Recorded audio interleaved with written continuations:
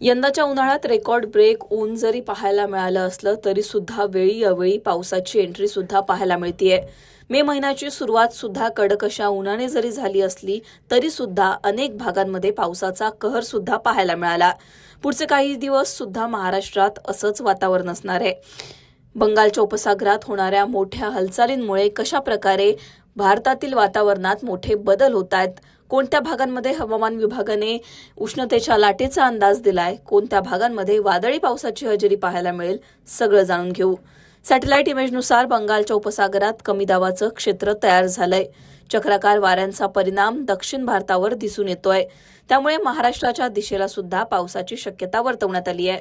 आयएमडीने जारी केलेल्या मॅपनुसार कोणत्या भागांमध्ये वादळी पाऊस तर कोणत्या भागांमध्ये उष्णतेची लाट असेल हे सुद्धा जाणून घेऊ। 14 तारखेला हवामान विभागाने जारी केलेल्या मॅपनुसार विदर्भाचा विचार केला तर नागपूर, चंद्रपूर, भंडारा, गोंदिया, गडचिरोली या भागांमध्ये वादळी पावसाची शक्यता वर्तवण्यात आली आहे।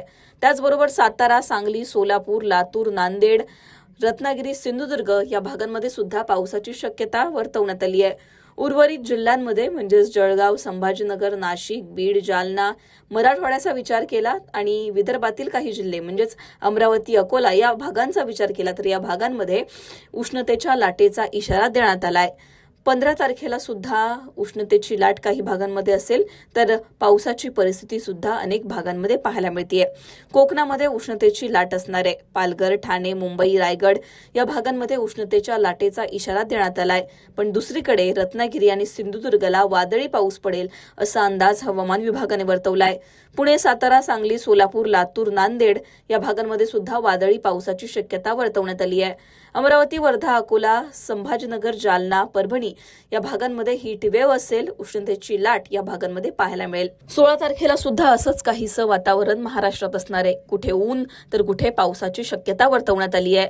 कोकणामध्ये ठाणे, रायगड, रत्नागिरी, सिंधुदुर्ग या सगळ्याच जिल्ह्यांना हीट वेव्हचा इशारा देण्यात आलाय, तर दुसरीकडे सातारा, सांगली, सोलापूर, लातूर, नांदेड, हिंगोली, परभणी, बीड या भागांना पावसाचा अलर्ट देण्यात आलाय। अमरावती, अकोला, वर्धा, नागपूर या भागांना हीट वेव्हचा इशारा हवामान विभागाने दिलाय। 16 तारखेला सुद्धा अनेक भागांमध्ये वादळी पावसाची शक्यता वर्तवण्यात आली आहे। 17 तारखेला पावसाचा जोर वाढेल असं यावरून दिसतंय।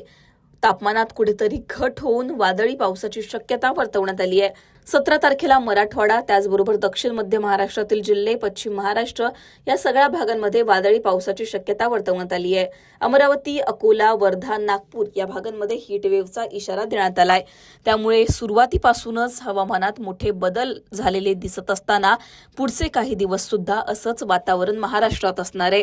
कुठे उन्हाचा पारा 40शी पार गेलेला दिसेल तर कुठे वादळी पाऊस अचानक हजेरी लावेल असं वातावरण महाराष्ट्रात तयार होतंय।